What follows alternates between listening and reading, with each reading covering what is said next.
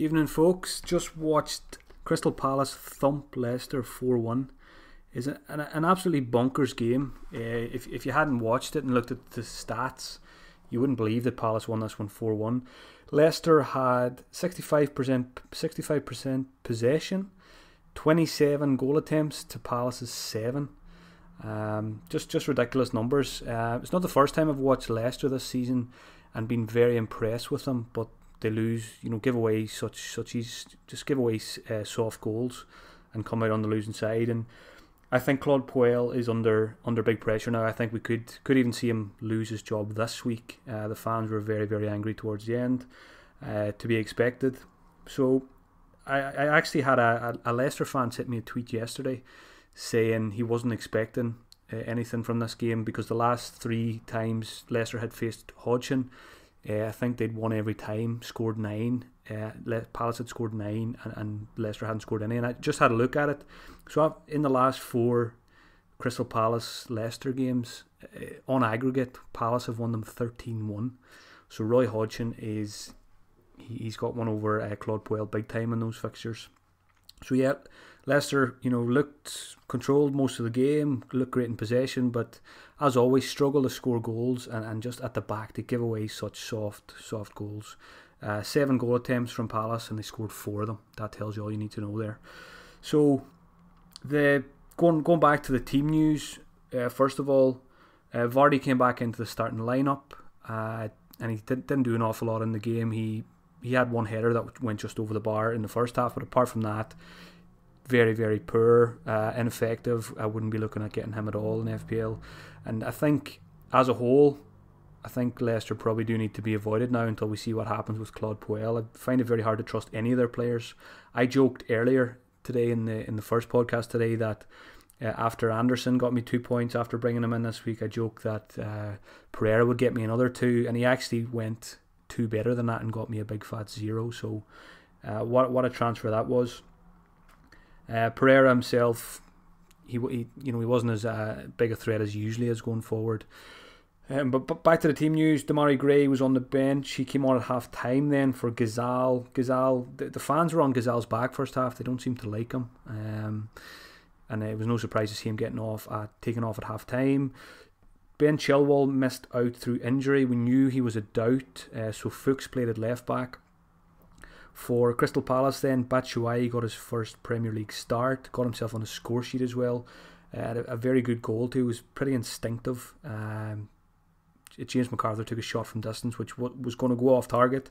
Batshuayi just threw a leg at it and it was a good goal. Some will say it was lucky, but I think it was a good striker's instinctive touch he got on it.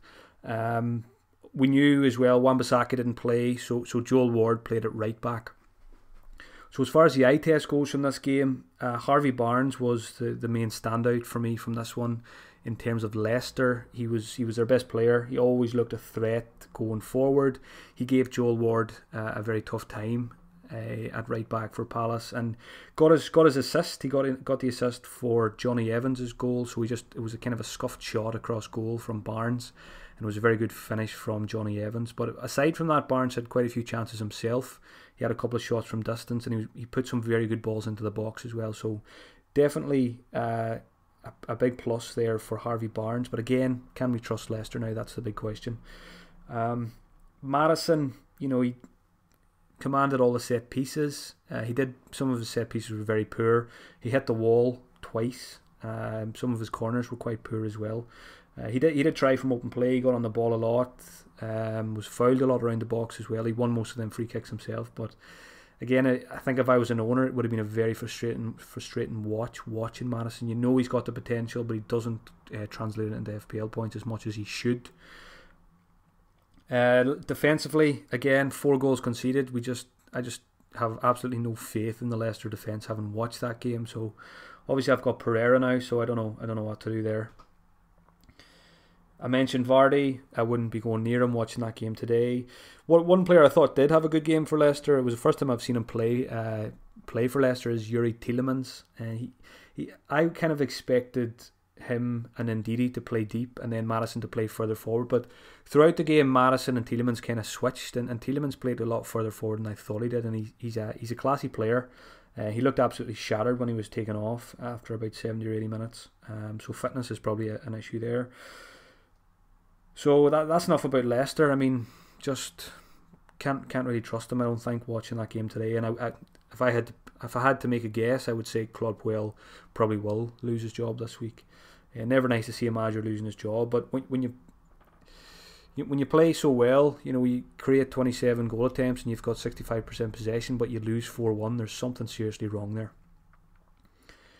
Moving on to Palace, they deserve a lot of credit. They were happy to sit back and let Leicester come at them and just played on the counter-attack perfectly. And you can do that when you've got the likes of Zaha and Batshuayi, loads of pace up front. And Zaha got a brace. He's starting to pick up a bit of form now.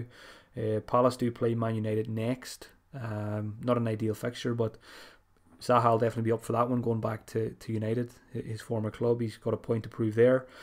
Milivojevic, another penalty. I think it's number 7 of the season.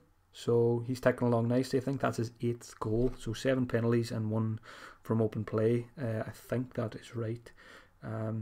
One of the best penalty takers that's probably ever been in the Premier League. When he steps up, he never looks like missing. He's got a very good record. I think he might have missed 1 maybe last season.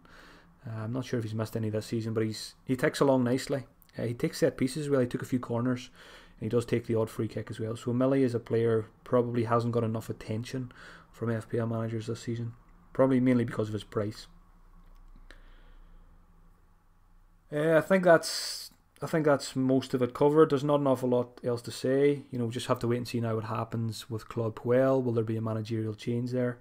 I heard the commentators mention Brendan Rodgers, so let's see what happens there.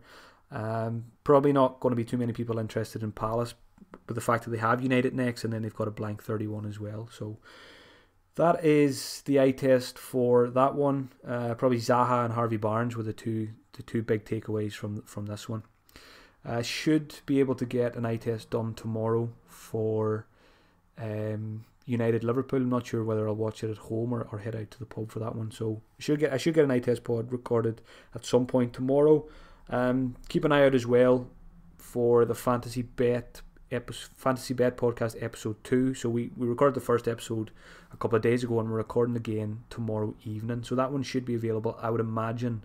If not tomorrow night, should be available by Monday morning. So I'll tweet that out once it's available. Enjoy your Saturday night, whatever you're up to. I'm going to go now, and I'm actually going to go and look at the possibility of playing an early wildcard, possibly even activating it tonight. So going to spend an hour or two looking at my options, because I'm just fed up of underperforming players, and the season isn't very fun for me at the moment. So I'm thinking about going unorthodox and possibly activating a wildcard for Gameweek 28. Talk to you all soon, folks.